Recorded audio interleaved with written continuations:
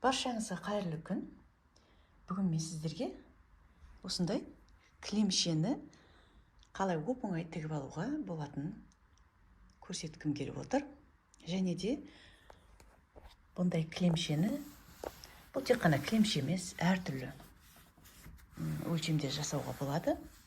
Бұны орындықтың үстіне де қоюға болады. Бұл даже бір аяғымен басып тұрғанда бір массажный кілемше сияқты, адам аяғына да жағымды өте. Және осындай мінекей қап-қалың аяқтың астына төсеуге, ол даже жып-жылы болады. Ешқандай аяғыңыздан сыз өтпейді, мыжырылып қалмайды. Өйткені синтепонмен жақсылап әдемі қылып сырып жасағанмын. Және де бұған кез келген мата болады. Мінекей мысалға мыналар мына көне джинсы. Көне джинсы. Даже мына бір джинсыларда пятно сондайлар болады ғой, олардың ешқандай көрінбей қалады тігіс барысында. Өйткені біз бұны қиямыз. Көп жібін шығарамыз. Және де мынаның арасындағы кез келген мата, көне простыни, көне пододеяльник, тағы қандай. В общем, кілем көне маталар. Көне матада жаңа да мата болады, қалдық маталарды болады. Өйткені мен мыналарды көрдіңіздер ме? Мынандай бөлек қылып жасадым. Мынандай кішкентай мата бәрінен де табылады. Бұл Синел техникасы деп айтады. Бұған міндетті түрде жібі сетінегіш сондай маталардан жасайды. Көбіне простой хлопок маталардан өте жақсы. Бұл осындай қылып не махрица етеді, түкті болады. Бұны қиғаш қиғандықтан жіптері шығып кетпейді. Және бұның бір жақсысы, жуған сайын бұлар деген түгі шығып әдемілене береді. Вот, жуғанда білініп қалады дейтіндей емес. Бұның тіпті осындай көне нәрседен өлімі жоқ, осындай әдемі дүние шығаруға болады. Тағы да айта кететінім, бұны көп қылып тігіп тойларда презге шашуға берсе де болады. Кім-кімде қуанып қалады ғой осындай керекті дүниені презге сыйлыққа алса. Ал сіздер өзіңіз үйдегі керек емес маталардан осындай үлкен экономия жасауға болады. Мысалға, тойға шашуға қаншама ақша кетеді. Ал осындайды жайлап-жайлап, күнде бір-бірден тігіп алып қоя берсеңіз, қандай шашуға да өте әдемі сыйлық деп ойлаймын. Ал енді осындай кілемшенің тігу жолын сіздерге көрсетемін. Мынау мінекей арт жағы. Бұның енді кейбір жіптерін әлі қию керек. Мынау бір көне покрывалы болған. Мінекей жақсы, арты да өте тиянақты, сондай күшті болып тігілген. Өзі қап-қалың. Маған ұнады. Осындай қылып, видеоның аяғына дейін қарап, осындай қылып тігіп алуға болады.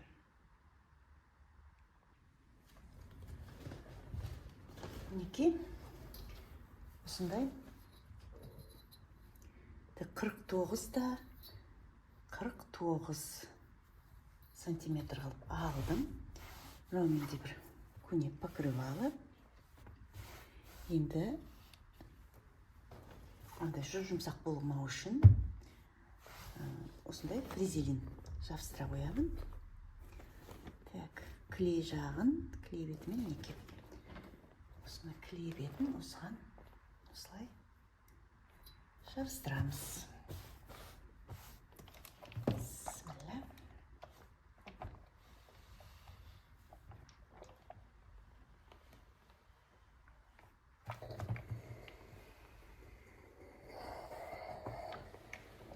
Флизелинді жабыстырғанда сыртынан сызғанды жақсы көремін. Аппақ болып тұрады. Сызғанға ыңғайлы болып осылай жабыстырып аламыз.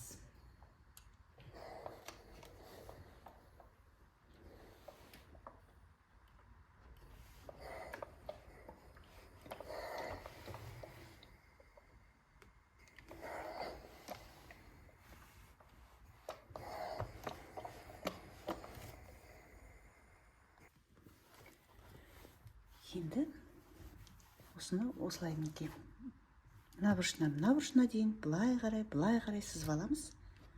Сызуға оңай болу үшін мінекей мен оны қалай жасадым. Осындай қылып бүктедім да, осылай ручкамен былай сызып алдым. Тап солай былай бүктедім. Осылай ішінен былай ручкамен бүйтіп сызып алдым. Дәл солай осылай да сөйттім. Осылай жасадым да, осылай ручкамен былай қарай сызып алдым. Сонымен бізде мінекей осындай сызықшалар болды. Мінекей көрсетейін сіздерге.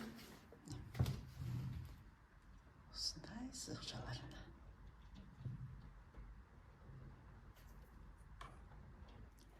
Енді осылай былай қарай сызып алдық. Мына жақтарына мән бермеңіздер. Осындай төрт бұрыш алдым. Бұнымыз 14,5-да.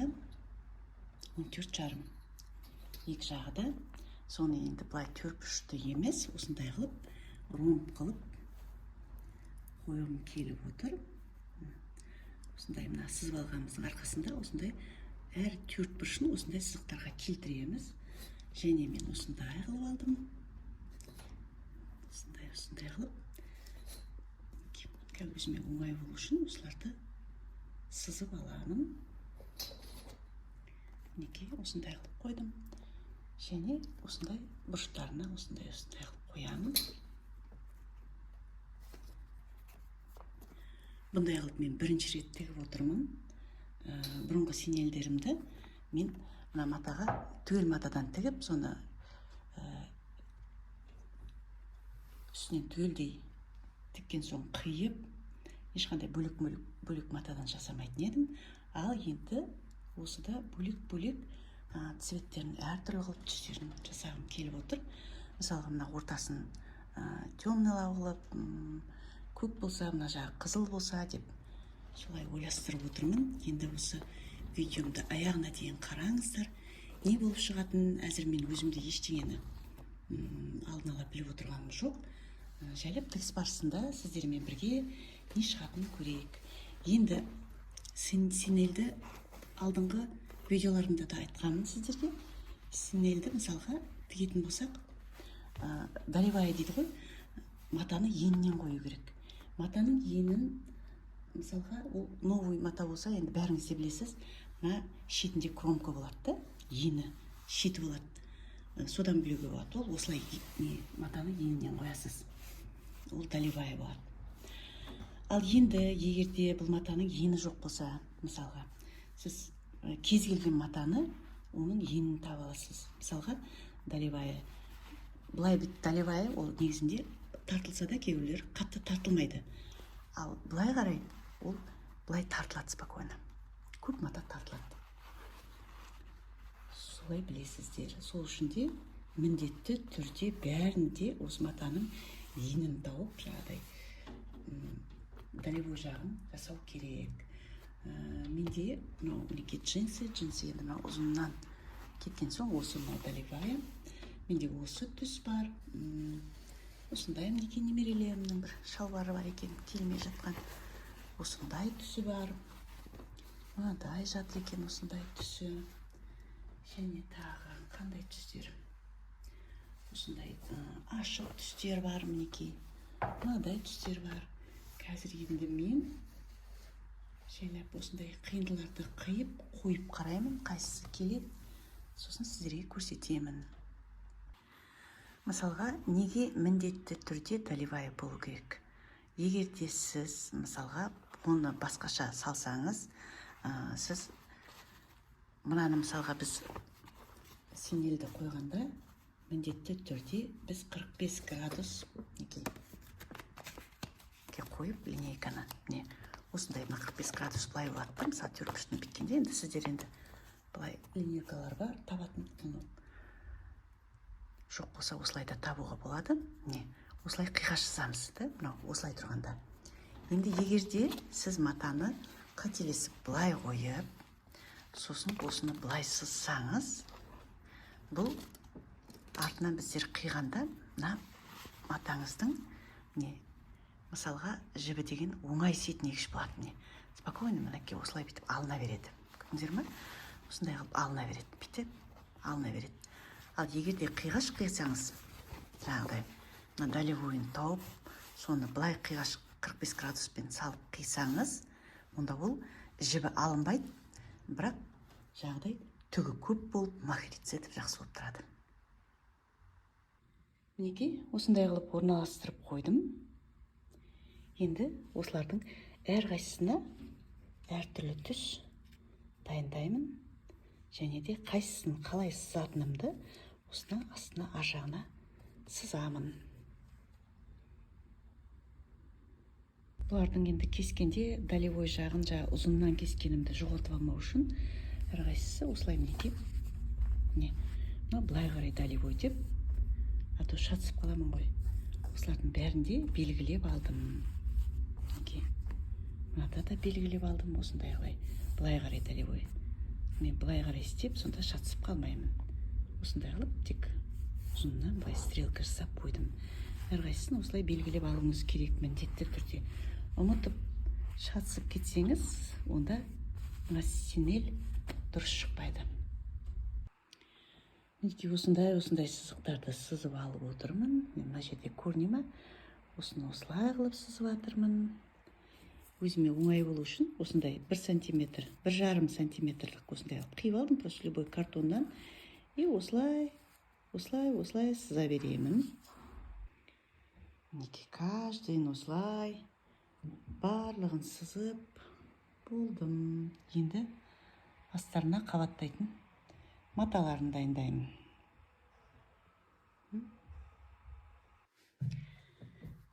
Мінекей, мынауда бір жұп-жұқа одеяльце, мен соны үтіктеп алдым. Мен жалпы синтепондарды көп қолданбауға тырысамын, осы көптен су жатыр еді. Осындай кішкентай жұп-жұқа көрпешелерді біздерде осы тойларда бір кейде тарқатады. Сондайдан бір бұда жиналып қалыпты менде.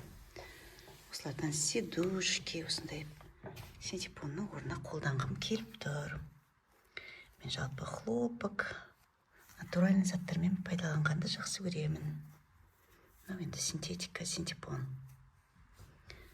Осыны тегіп атқан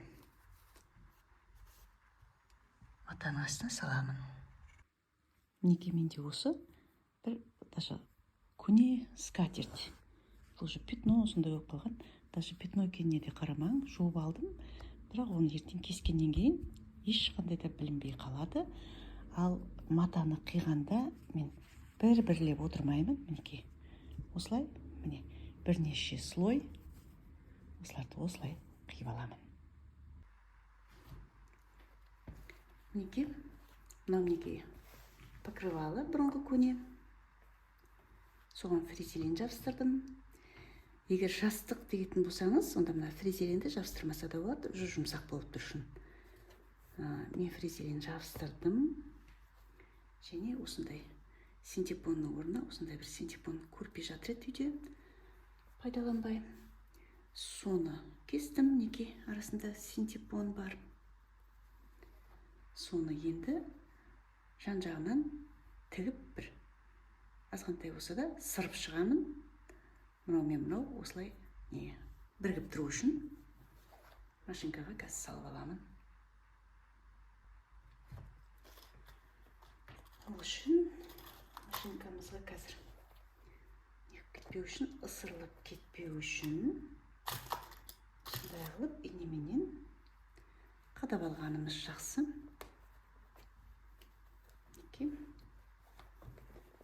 Тек төрт жағынан қадай қоямын.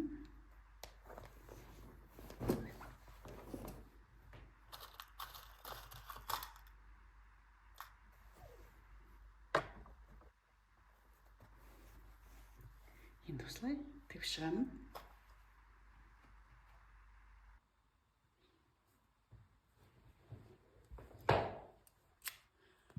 Мінекей, бәр жағынан осындай алып тігіп алдым. Төрт бұрышын бірдей тіктім. Былай тіге қойдым. Енді мен деген мынаның бәрін осындай қылып дайындап алдым. Мінекей, қазір бұларды по порядку осылай қойып көрсетемін. Міне. Мынау ортасы, мынау осындай джинсы, мынандай аймақы атлас мата, осындайдың үшеуін жасадым. Және осындай бір штапель. Біреу, екеу, үшеу, төртеу, 5. Енді осыны қазір мен осылай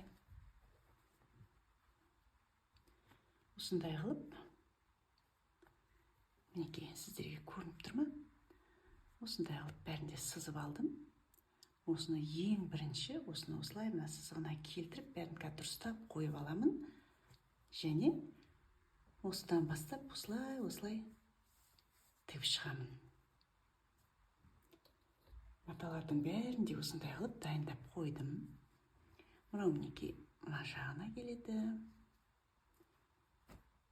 Бұлардың бәрін әртүрлі қылдым. Мына қызылға мен осындай ақтан жасадым. Мынандай штапель, осындай штапель, мынадай в горошек. Сондай жасадым. Осындайларды, осы төртеуін бірдей қылдым мінекей. Бәрінде бірдей қылып қиып, осындай қылып, мінекей, бұларды былай қарай сыздым. Осындай қылдым. Және мінекей, мына төрт бұрышына да осындай қылып дайындадым.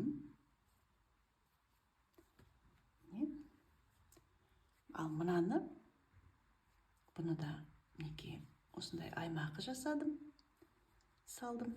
Осындай сары штапель, мынадай жасылдың екеуін қылдым.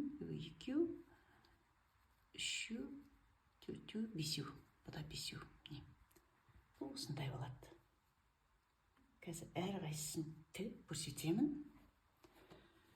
Мынау енді мына жағында тұратын. Осындай қылдым. Бұның сызығын былай қарай сыздым. Мына аймақ мата деген өте сетінегіш екен. Жалпы сенелді осындай сетінегіш маталардан жақсы болады. Бұны мына бұрышын осындай мынандай аймақы қылдым. Одан осындай бір скатерть бар еді, содан кестім. Тағы да сары штапель и осындай ақ простыня. Біреу, екеу, үшеу, төртеу, бесеу. Бесеу болады. Менің машинкам бұны тіге алады деп ойлаймын. Бәрінде осындай қылып дайындап, мінекей, мына екі көк мына жағында тұрады. Сосын мына шетінде тұрады. Мына екі көк мына шетінде тұрады. Бәрінде осылай ойластырып қойдым. Мінекей. Мынау былай тұрады. Содан былай тұрады. Қазір енді осының бәрін тігіп көрсетемін сіздерге. Әзірше осылардың бәрінде алып қоямын. Жайлап. Кезек-кезек тігіп бастаймын сосын.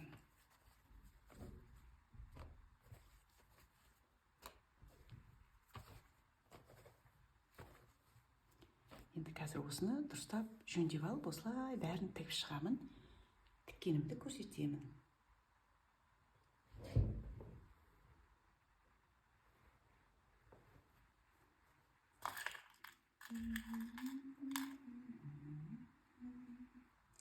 Бәрін асықпай бірдей қылуға тырысу керек. Тіккенде бәр матасында алатындай қылып, осылай инемен қадағаласыздар.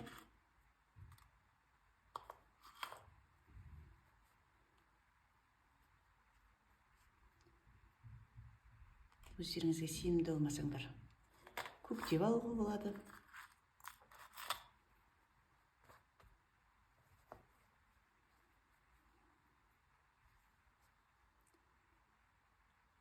Осылар әрқайсысын бұрышын келтіріп қалып қоймау керек астында.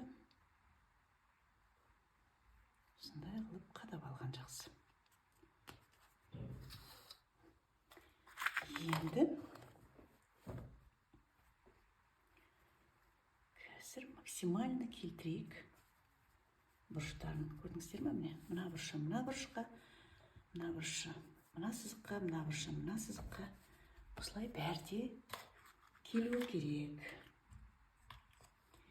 Енді бұны да міндетті түрде қадап аламыз. Осының өзімен қадаса да болады.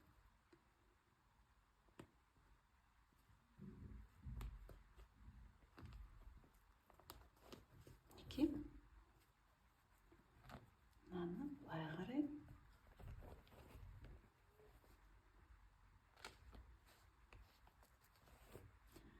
Сонда түп-түзу болып тұрады тіккен тестерің.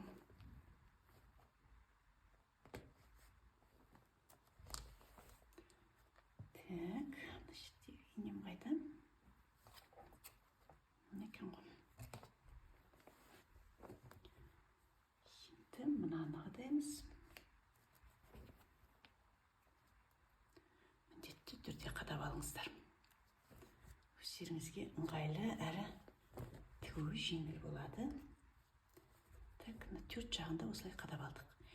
Енді ортасынан бастап осылай мына тігістермен тігемін.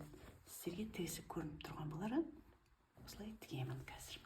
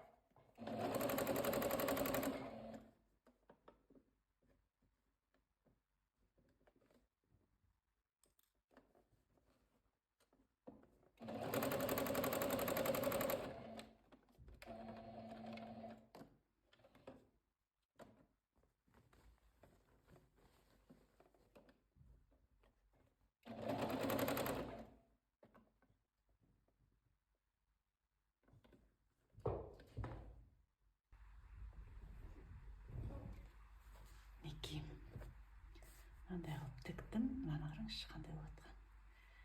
Осыны осындай қылып тіктім. Енді міне мынаған тақап тұрып, осыны мынаны қазір бірдей қылып қиып аламын. Осыны осыған тақап тұрып, мінекей осындай болып тақағанда осындай болып тұратындай қылып, міне мынандай қылып прям тақап былай тігіп аламын. Мынаны да осылай тақап осындай қылып қазір тігемін.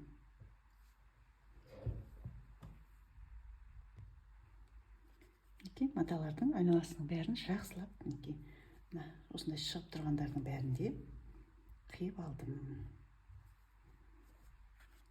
Тігістерін бір-біріне қаратып қойып, осылай тігемін қазір.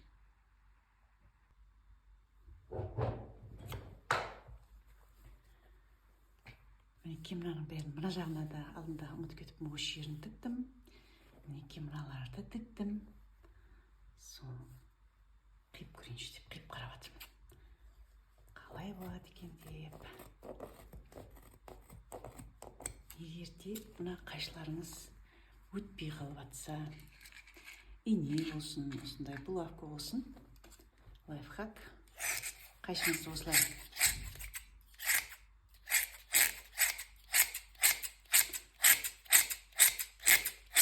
қайшылап алсаңдар, жақсы қайтадан өтіп тұрады. Мынау бес не болған соң, кішкене қиында өтіп тұр. Қиып көрсетіңізші деген адамдарға осылай қиып көрсетіп жатырмын.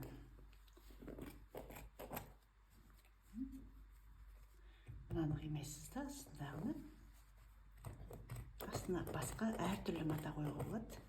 Мен осыда основаға ештеңе қойған жоқпын, осыда нормально. Астында көк болып көрініп тұрса да болады.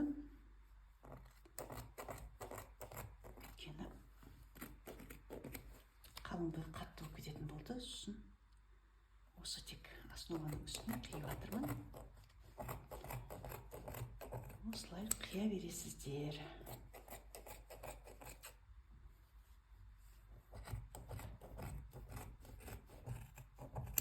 Қайшым менің бес қабатты да алып жатыр. Мына үстіндегі қызыл джинсы бұдан.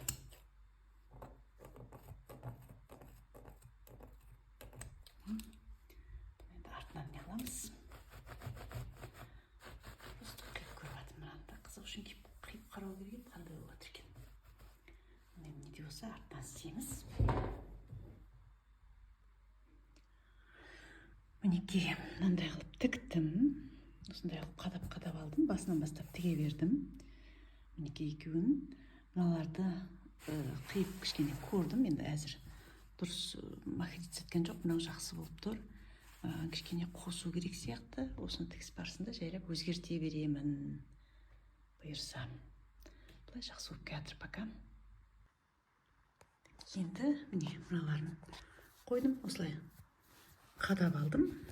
Төрт жағынан. Енді осыларды тігемін. Мінекей әр тігістің басында, басы менен аяғында закрепка жасаймыз. Мінекей төрт бұрышында тігіп болдым. Капратала қия беремін. Қиып көрейін.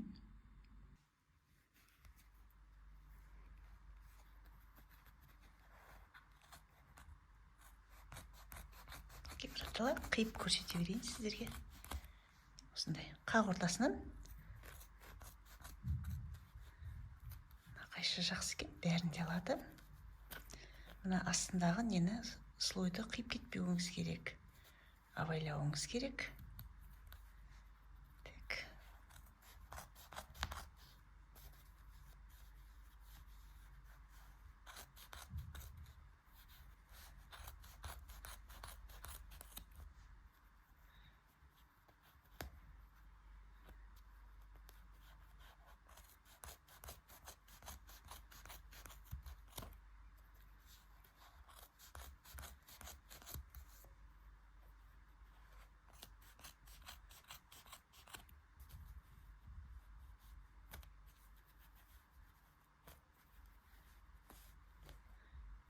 бір қолымда камера болғасын көрсетуге ыңғайсыз болып отыр мінекей.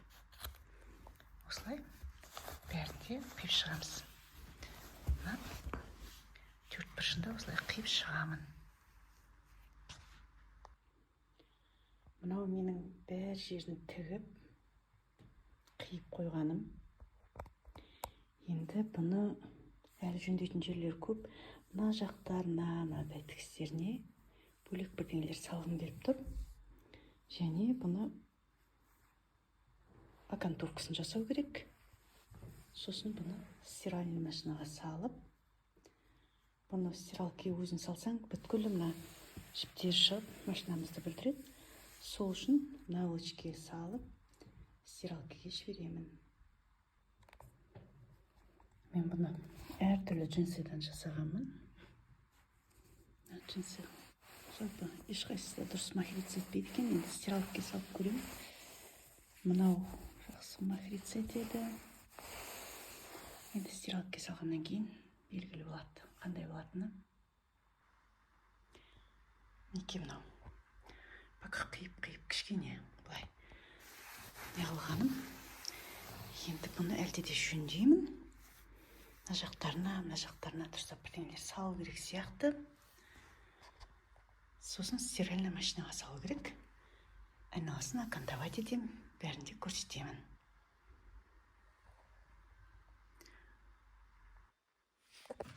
Осындай наволочкаға салдым да, просто машинамен тіге қойдым. Енді осыны машинкаға саламын. Мынау міне стиралкаға салғаннан кейінгісі жақсы болып махрица еткен. Күшті болып тұр. Бірақ маған кішкене ашық түстер жетіспейтін сияқты болып тұр. Сондықтан да қазір кішкене эксперимент жасап, мына жағына жайлап жасап көрем. Қалай болатынын сіздерге сосын көрсетемін. Особенно мына джинсы күшті махрица еткен. Жақыннан қараңыз. Кәдімгідей түк сияқты. Сол үшін де мінекей 45 градус бұрышын тауып алып, осылай 1 сантиметр жарым сызып аламын. Бірнешеуін. Сосын тігіп қараймын. Мінекей сары маталар қостым. Мынандай қылып косая бейка істедім. По косой 45 градустан 5 слой қылдым. Бір ғана матадан. Және мына ортасынан тігіп, осылай ортасынан былай осының үстінен бүйтіп тігіп тастадым. Сосын тарадым. Жақсы болған сияқты. Енді осындай бір джинсыдан окантовкасын жасаймын қазір. Осындай қылып 5 сантиметр, былай 5 сантиметр тігіп алдым. Осындай қылып қосып. Енді осымен қазір неке мынандай қылып, осындай қылып қазір тігемін. Артынан осындай қылып окантовка болады. Мінекей кремшеміз дайын болды. Көне дүниеларға мінекей екінші өмір сыйладық. Лақтырып тастаған жоқпыз. Және де бұл кремшені мен бөлек-бөлек кішкентай маталардан бірінші рет жасап көрдім. Ал енді ендігі видеода тегіс маталардан тағы да жасап көремін. Менде көп осындай штапель маталар жиналып қалған. Әртүрлі қиындылар көп. Сондайлардан қандай болатынын тағы да жасап сіздерге көрсетемін. Видео ұнаса лайк басыңыздар, пікір жазыңыздар, сұрақ қойыңыздар. Міндетті түрде жауап беремін. Осы біздің қазақша каналдың дамуына үлес қосып, маған тіркеле кетіңіздер. Ал келесі видеода кездескенше қош сау болыңыздар.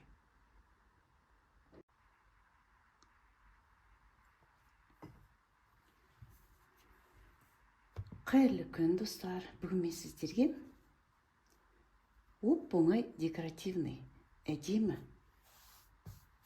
екі жастық түрін көрсеткім келіп отыр. Және де бір қызығы бір маталардан мінекей. Екеу, үшеу, төртеу, бесеу. Алдыңғы видеомды қараған болсаңдар, осындай менде көрпе бар дедім.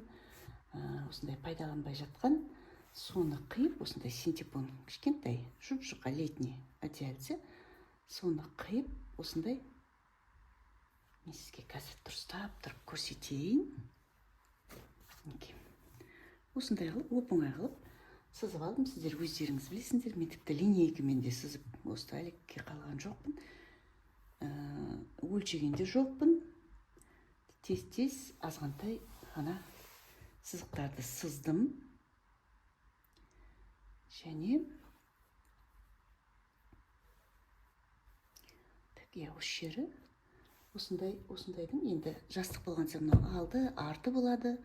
Соны мен бір эксперимент жасап, сіздерге көрсеткім келіп отыр. Осындай бірдей маталардан, мысалға, мына жастықтың алдын, бетін осы матадан жасағым келеді. Келесісін қазір тағы да көрсетемін, қай матадан жасайтынымызды. Бірақ маталардың бәрі бірдей, ана алдына да артына да салатыным. Тек бір айырмашылығы бұлардың әрқайсысы әртүрлі несінде, әртүрлі порядокта тұр. Әртүрлі қылып салғанмын да. Осы беті осылай болады. Енді мен қазір осылардың бәрін инемен қадап аламын. Бәрінде басынан бастап дұрыстап көрсетейін. Бұл енді тігетін адамдар бір айтқаннан түсінеді, ал жаңадан бастап жүрген адамдарға түсінікті болу үшін мен дұрыстап көрсетейін. Мынау астына кетеді, мына сызатынымыз, сызғанымыз. Сондықтан да былай қарай қоямыз.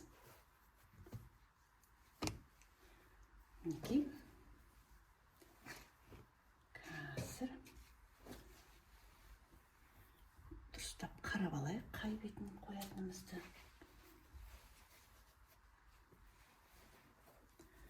Және де осы жастықтарға алдындағыда айтқандай, мінекей, матаның кромкасы, шеті енінен тұру керек. Орыстарда долевая дейді.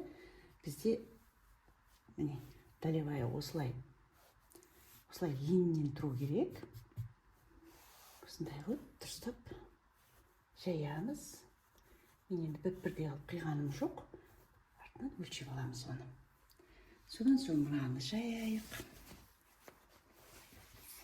Осындай қылып. Мынау бір шарф.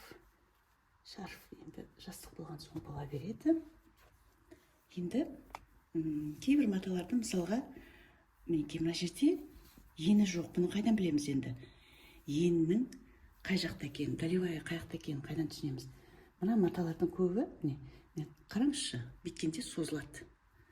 Ал былай, созылмайды. Сол созылмайтын жағымен қоямыз. Созылмайтын жағымен. Ол міндетті түрде. Мен техника сюнелдің осы бір осындай ережесі сол. Және, бірінші мынаны қояйық. Мен мына жерде матаның қайсысы әдемілеу. Мына жерде де мінекей білмейміз қайсысы екен.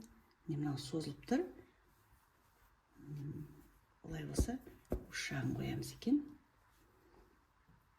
Подробно, дұрыстап, анықтап бәрін көрсетейін. Видео көп болмасын деп, ұзақ болмасын деп көбіне қалай салып атқанымызды, қалай қиып атқанымызды көрсетпейміз. Сол үшін де көбі түсінбей қалады. Бүгін міне жақсылап тұрып сізге көрсеткім келді.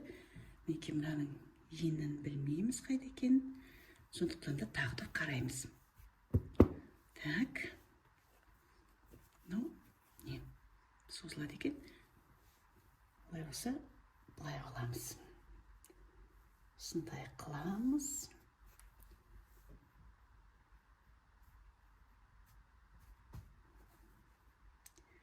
видео ұзақ болып кетіп жатса, ысырып қарасаңыздар болады. Мен бірақ бұны осы дұрыстап қалай қиып жатқаныңызды бәрін де көрсетіңізші деген адамдарға көрсетіп жатырмын. Мынау былай мінекей көріңіз, созылып жатыр. Оны былай қоямыз, созылған көлденеңнен созылмайтын осылай қоямыз. Енді бұл маталардың ысырылып кетпеу үшін жақсылап тұрып жан-жағынан қадаймыз. Егер де сіз осы инемен қадаған жеткіліксіз десеңіз, бұны үлкен қылып инемен көктеп тігіп алсаңыз да болады. Біздер енді тігіп үйренген адамдарға бұл осылай қадап алғанымызда бізге жеткілікті. Осындай қылып, жиі қылып қадап аласыз. Және осының бәрін қадап алған соң, мінекей, оны тігіп болғаннан кейін істесеңіз де болады. Бұлай осымен бірдей қылып қиып түзеп алсаңдар болады. Я болмаса, оны тігіп болғаннан кейін жасасаңыз болады. Енді қазір мен екіншісін көрсетемін сізге. Мынандай қылып сыздым, кішкене басқаша сыздым. Бұны да бұл жерде кішкене ашық жерлерін көбірек қалдырғым келді. Ана артында ашық жері бұдан да көп. Мынаны кішкене сызықтарын көптеу қылдым. Тағы да айтам, мына сызығын астына жібересіздер осылай. Енді жаңағы көрсеткен маталардың ішінде тек қана осы мата өзгеше. Басқасының бәрі дәл сол маталар. Бұлай созылады, созылмайды. Так, қайсы мынау бұлай да созылып тұр. Бұлай көбірек. Кейбіреулердің осылай білмей қаласың. Мен мынаны прихватка тіккенде не қылғанмын жағдай. Крахмалға салғанмын, сондықтан да қаушырлап тұр. Кейбіреулерін осылай таба алмай қаласың да, сол ертең қиғанда кәдімгідей білініп тұрады. Соны дұрыстап қараңыз, қыздар. Так, былай екен дұрыс. Осылай екен. Кішкене түсінбей қалдым бұны. Манағы алдындағыдан мата тек бұндай мата біреу екен. Міне мынаны арқайын білеміз, өйткені осындай мынандай ені бар, шеті бар. Осындай матадан да алдында жастық тіккенмін. Менің каналыма тіркеліп, осындай видеоларымды қарасаңдар болады. Әдемі жастықтар түрлері бар. Енді неге? Бұның ені жоқ.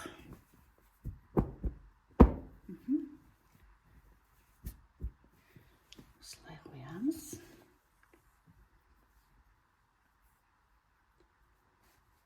Шатысып кетсеңіз, осындай енін таппай басқаша істеп қойсаңыз, ол кәдімгідей сетінеп тіккен затыңызды бүлдіреді. Міне, мысалы осылай шыға береді, егер енінен істемесеңіз. Өстіп матаңыз тек босына осылай шыға береді қиған кезде. Ал біз енді қазір қиғаш қиямыз ғой. Қиғаш қиған кезде мынандай болып шықпайды. Тек мата түктеніп сөйтеді. Так, мынау былай. Осылай қоямыз.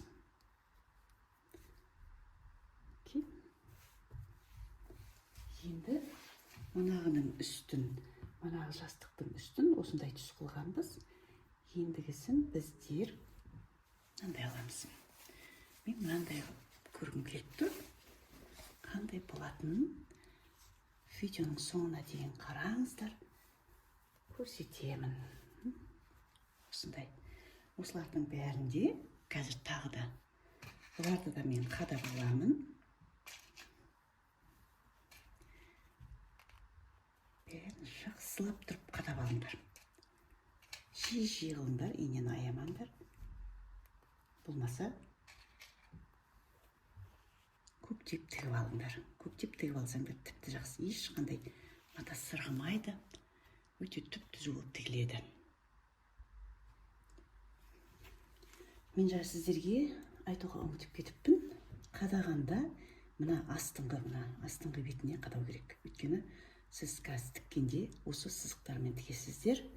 Мінекей, енді мен осыларды қадап алдым. Көрдіңіз бе, арқайын оңай былай қозғай аламын. Енді осымен бірдей қылып, мен қиып аламын.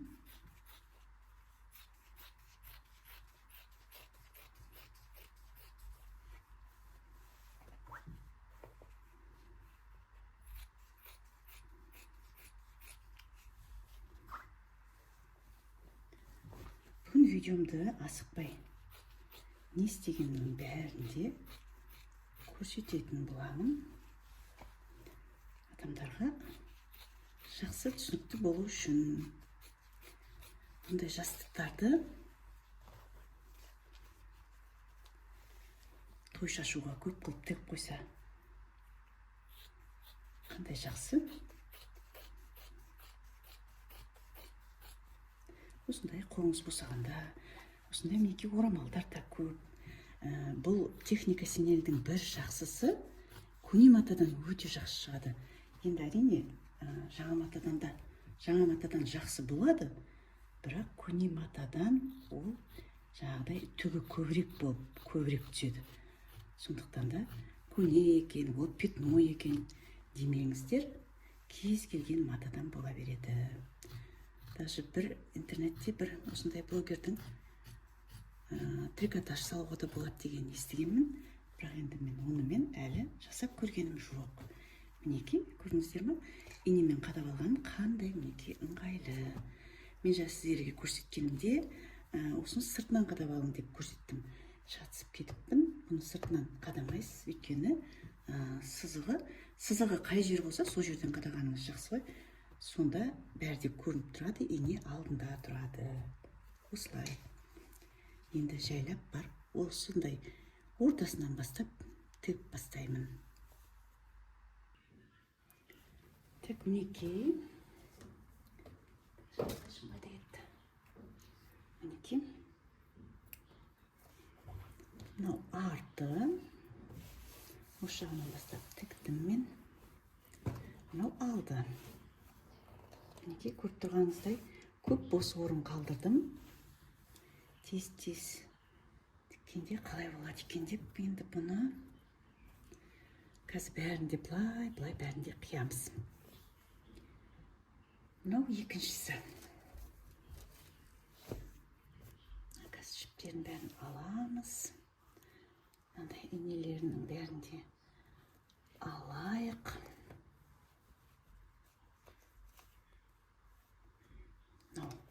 Арты, мұнаның кішкене тігісін көбірек қылдым.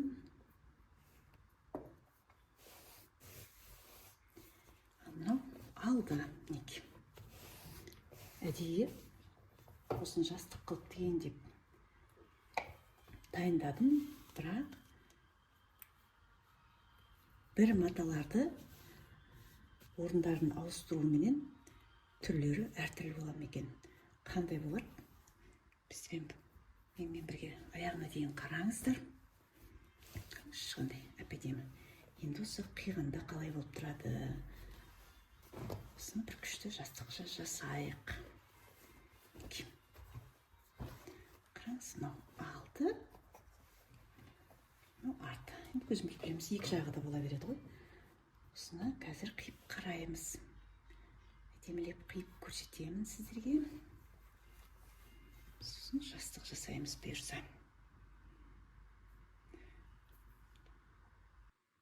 Мінекей, мына түрі мынандай болып шықты. Мен бұларды тек қана қиып қойдым, аздап қана қопыраттым. Бұны жалпы стиральный машинкаға салып, бір жуып алсақ, бұлардың бәрі жақсы болып түктенеді. Енді қазір мен сіздерге екіншісін көрсетейін. Бұған мен окантовка жасамаймын. Мен алдында айтқандай, бір жастықтың екі жағын екі түрлі қылғым келді. Бірақ енді бұлар бір жастыққа келіспейтін сияқты. Екеуіне екі жағына тағы өздеріне ұқсайтындай матамен жасау керек, я болмаса бір однотонный болу керек сияқты болды маған. Қазір екіншісін көрсетемін сіздерге. Ал мынау мінекей екінші төрт бұрышым тіккенім.